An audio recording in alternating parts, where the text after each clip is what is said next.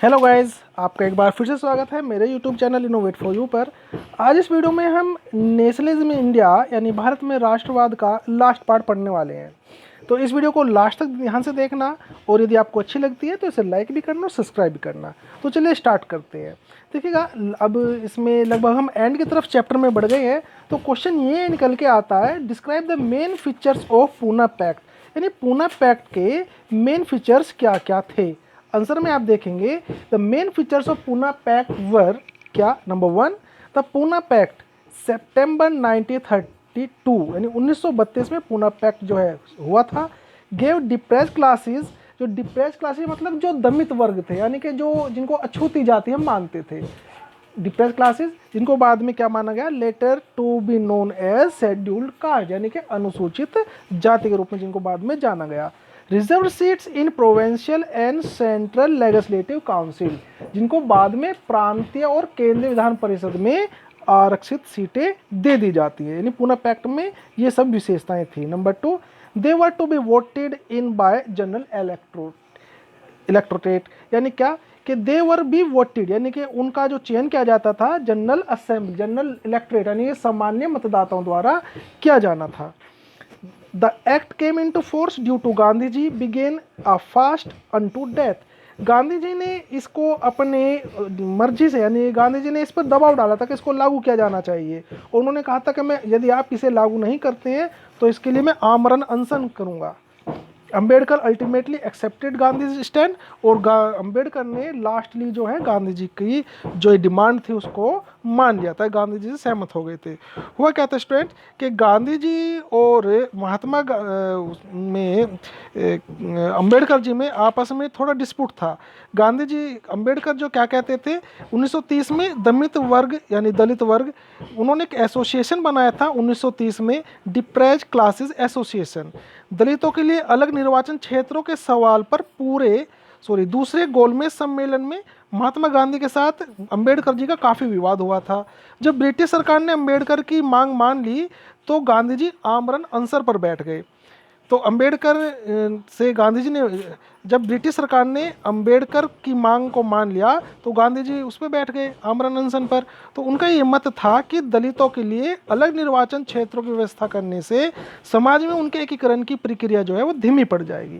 यानी गांधी जी और महात्मा जो अंबेडकर थे उनमें जो है आपस में विचार मिलते नहीं थे। तो ये था डिस्क्राइब्स यानी कि main features of Poona pact. Next question देखते हैं क्या है। इस नेक्स्ट क्वेश्चन है, why did poor peasants join the civil disobedience movement. जो गरीब किसान थे उन्होंने सिविल डिसोबीडियंस मूवमेंट क्यों ज्वाइन किया था, क्यों वे उसमें आए थे।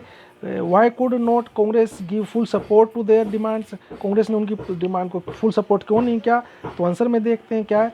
The poor peasantry were not just interested in the lowering the revenue demand, कि जो गरीब किसान थे वो सिर्फ अपना जो किराया था उसको कम करना ही नहीं चाहते थे, बल्कि वे क्या चाहते थे, मैनी हैड रेंटेड लैंड, यानी कि उनमें बहुत सारे जो है किसानों को, जमींदारों के जो जमीन ले रखी थी उस पर किराया देते थे। दे कुड नॉट पे rent because of the depression and dividing cash incomes, यानी क्या, महामंदी के कारण जो है उनकी आमदनी गिरने लगी थी, जिसके कारण उनके लिए जो रेंट था वो चुका पाना बहुत मुश्किल हो गया था। They wanted the unpaid rent to landlord remitted, यानी कि वो ये चाहते थे कि जो उन्होंने पैसा नहीं चुकाया था उसको माफ़ कर दिया जाए। अब कांग्रेस के सपोर्ट में क्यों नहीं थी, उसके पीछे कारण ये थे, दे थॉट यानी उनके विचार थे किसके, कांग्रेस के, rich peasant and landlords would be upset, कि जो रिच पीजेंट्स हैं यानी बड़े अमीर किसान हैं और जो ज़मींदार हैं वो अपसेट हो जाएंगे। It was unwilling to support to no rent campaign in most places, यानी और जो भाड़ा विरोधी यानी कि रेंट विरोधी जो मजदूर आंदोलन कर रहे थे, कांग्रेस इसकी भी इच्छा में नहीं थी। कांग्रेस चाहती थी कि ये इस तरह के आंदोलन ना करें। So the relationship between the poor peasants and the Congress remain uncertain, इसलिए किसानों के बीच में, गरीब किसानों के बीच में और कांग्रेस के बीच में जो संबंध रहे अनिश्चित ही बने रहे, यानी कि उसमें कोई ऐसे प्रगाढ़ संबंध नहीं बन पाया, यानी कि ठोस उनके रिलेशन नहीं बन पाए थे। नेक्स्ट क्वेश्चन देखते हैं क्या आता है। How did different social groups participate in the civil disobedience movement, कि डिफरेंट सोशल ग्रुप्स इसमें क्यों शामिल होते हैं, हमको एग्जाम्पल से बताना है, आंसर में देखेगा। इन द कंट्री साइड यानी कि लगभग पूरे देश में यदि बात करें, for the rich peasant communities was a struggle against high revenue, यानी कि जो रिच पीजेंट थे वो उनका जो स्ट्रगल था वो हाई रिवेन्यू के खिलाफ था, तो इसलिए वो उसमें शामिल होते हैं। The countryman broke the salt law, और लोगों ने जो है नमक कानून को तोड़ा, इसलिए वो इसमें शामिल हुए। Foreign clothes by boycotted and liquor shops are picketed, जो विदेशी कपड़े थे उनका बायकट किया गया और जो शराब की दुकानें थी उनका पिकेट किया गया। पिकेट का मतलब हमने आपको बताया था क्या होता है, कि पिकेट का मतलब जो शराब की दुकानें थी उनको चारों ओर से घेर लिया जाता था और उनके अंदर किसी को एंट्री नहीं करने दी जाती थी। पीजेंट रिफ्यूज टू पे द लैंड रिवेन्यू, जो किसान थे उन्होंने लैंड रिवेन्यू को पे करने से मना कर दिया। Village officials resign from their job, जो विलेज में ऑफिशियल वर्क करने विलेज वाले गांव में रहने वाले थे जो ऑफिशियल काम किया करते थे उन्होंने अपनी जॉब से रिजाइन दे दिया। पीपल वोलेटेड फॉरेस्ट लॉ, लोगों ने जो जंगल के कानून थे वो तोड़े। तो इस तरीके से डिफरेंट जो सोशल ग्रुप्स थे उन्होंने सिविल डिसोबीडियंस में भाग लिया था। नेक्स्ट क्वेश्चन देखते हैं, how did women participate in the civil disobedience movement, कैसे उन्होंने भाग लिया था ये हमें बताना है, जो फीमेल थे। तो आंसर देखते हैं, women in large number participated in civil disobedience movement, जो महिलाएं थी उन्होंने देखेगा नॉन कोऑपरेशन मूवमेंट में तो कम संख्या में भाग लिया था, बट सिविल डिसोबीडियंस में एट अ लार्ज नंबर, बहुत बड़ी संख्या में उन्होंने पार्टिसिपेशन किया था। Number 2, during salt march thousands of women come out from their house homes to listen to Gandhi ji, यानी कि ड्यूरिंग साल्ट मार्च बहुत सी महिलाएं अपने घर से बाहर निकल के आती थी और गांधी जी को सुनती थी। They participated in protest marches manufactured salt, यानी कि बहुत सी महिलाओं ने इसमें भाग लिया, उन्होंने भाग लिया और नमक का जो है वो खुद बनाया। They picketed a foreign cloth and liquor shops, यानी कि उन्होंने जो फॉरेन क्लॉथ की दुकानें थी और शराब की दुकानें थी उनको पिकेट किया, ये तो हमने कई बार पढ़ लिया है। मैनी वेंट टू जेल, बहुत सी जेल भी गई। दे बिगेन टू सी, उनको ऐसा लगने लगा, उनको ऐसा महसूस होने लगा, सर्विस टू द नेशन, राष्ट्र की सेवा करना, as a sacred duty of women, यानी कि उनको ये लगने लगा कि देश की सेवा करना महिलाओं का एक पवित्र कार्य है, पवित्र ड्यूटी है। इस तरीके से महिलाओं ने इसमें भाग लिया था। अगला देखते हैं क्वेश्चन क्या आता है, give the example of the role of industrialist in the freedom struggle of India, freedom struggle of India में इंडस्ट्रियलिस्ट का क्या रोल था ये हम आपको बताने वाले हैं।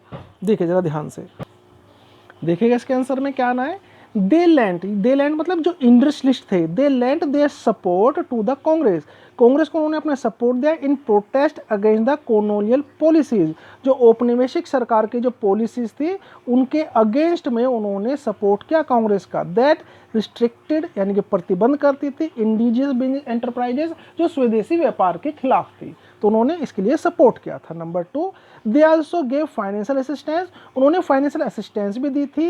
एंड रिफ्यूज टू बाय और सेल फॉरेन गुड्स, और जो विदेशी सामान थे उनको बेचने और खरीदने से मना भी कर दिया था। दे formed association like the Indian, उन्होंने अपने संगठन भी बनाए भारतीयों की तरह के, जैसे भारतीय अपने संगठन बना रहे थे उन्होंने भी अपने संगठन बनाए।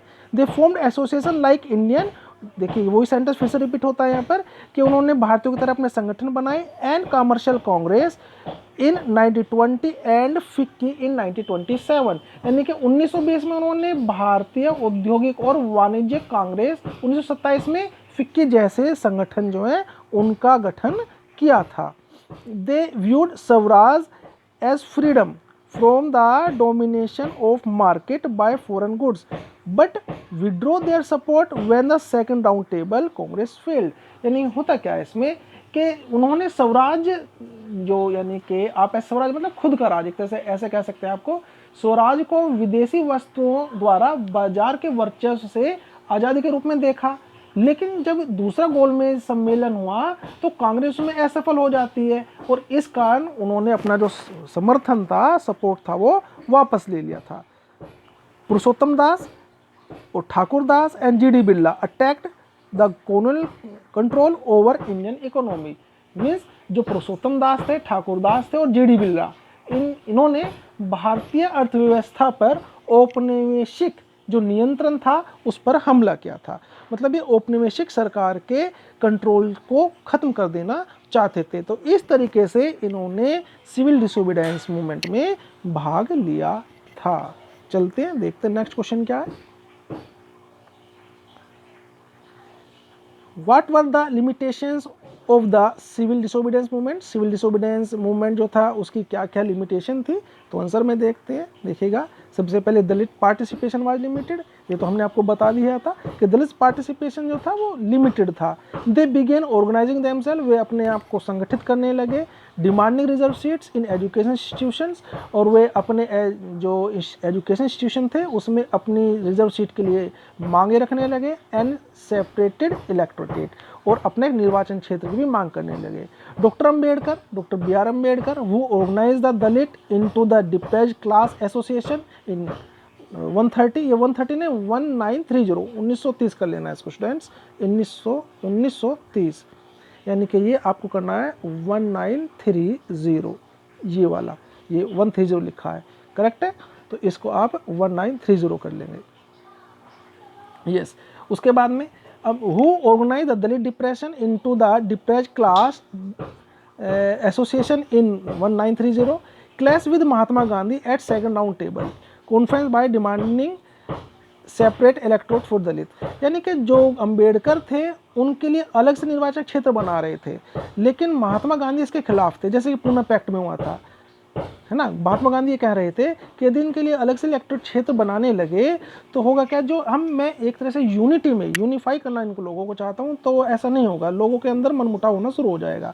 Ambedkar ultimately accepted Gandhi proposal, और लास्ट में गांधी जी के प्रपोजल को उन्होंने मान लिया अंबेडकर जी ने। The result was Poona pact of September 1932, और रिजल्ट में पूना पैक्ट सितंबर 1932 वाला हो जाता है।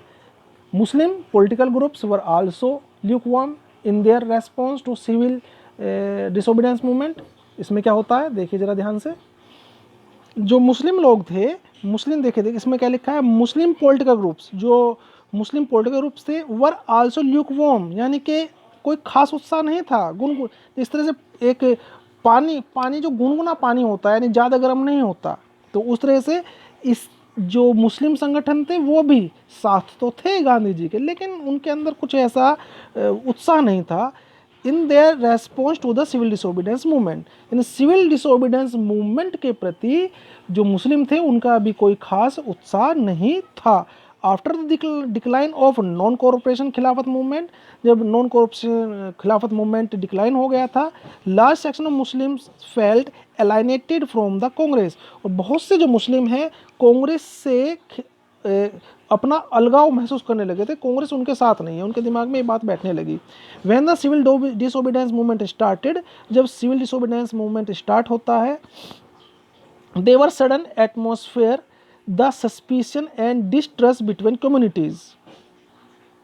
मीन्स इसमें होता क्या है कि जब सिविल डिसोबीडियंस मूवमेंट स्टार्ट होता है तो देर वाज सडन एटमोसफेयर, कि वहाँ अचानक एक माहौल बन गया ऑफ सस्पिशन एंड डिस्ट्रस्ट, यानी कि एक तरीके से आप ऐसा कह सकते हैं संदेह का और अविश्वास का, मुसलमानों के बीच संदेह और अविश्वास का माहौल बन गया था।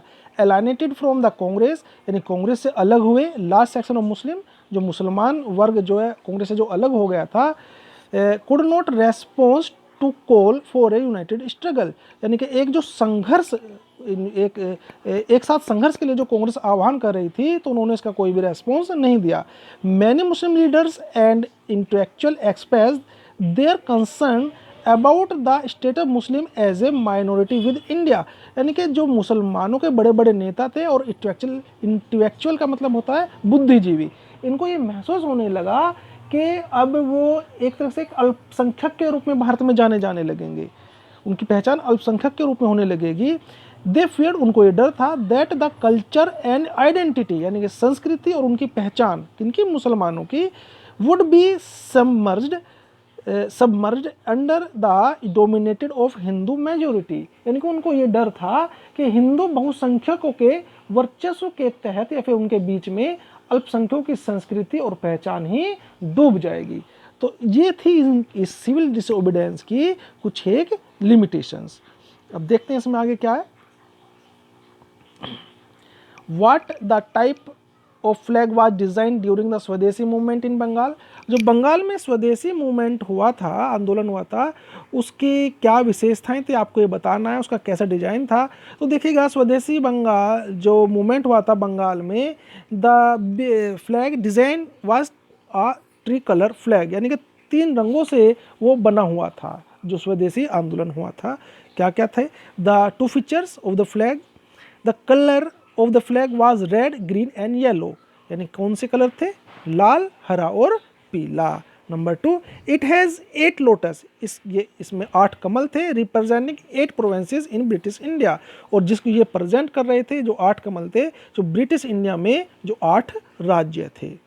It had a crescent moon representing Hindu and Muslim, और इसमें एक चांद भी था जो कि हिंदू और मुस्लिम की जो एकता है या फिर हिंदू और मुस्लिम को प्रेजेंट कर रहा था कि ये हिंदू और मुस्लिम यहाँ पर इसमें हैं। उसके बाद देखते हैं नेक्स्ट क्वेश्चन क्या आता है। Who had design the swaraj flag in 1921, swaraj flag का डिजाइन किसने किया 1921 में? Explain the main features of the swaraj flag, या फिर किस तरह से क्वेश्चन पूछा जाता है। Which flag did Gandhi ji design in 1921, mention its features. देखते हैं आंसर क्या आएगा। सबसे पहले तो ऊपर जो क्वेश्चन है उसका आंसर आपको मिल गया है कि गांधी जी ने स्वराज फ्लैग का जो है डिजाइन तैयार किया था। इसके फीचर्स क्या क्या है? It was tree colour, 3 colour थे इसमें, ट्राई कलर था, रेड, ग्रीन एंड व्हाइट। देखिएगा, रेड, ग्रीन एंड व्हाइट, और जो हमें अभी पीछे पढ़ के आएंगे क्या था? रेड। देखिएगा पीछे वाले हम देखते हैं, अभी पीछे वाला क्या कलर था हमारा,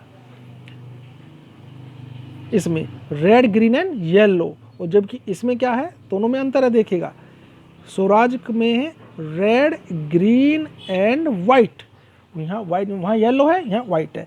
flag and had a spinning wheel, और एक व्हील था in the centre represent the Gandhian ideal to self help, और यानी कि 3 कलर थे, बीच में एक व्हील था जो कि ये बताता था गांधी जी का आइडिया, गांधीयन आइडियल था, गांधी जी के क्या क्या है उसमें, गांधी जी का आदर्श एक तरह से आप कह सकते हैं, जो प्रेजेंट कर रहा था खुद की हेल्प हमें करनी है, हमसे सेल्फ डिपेंड रहना है।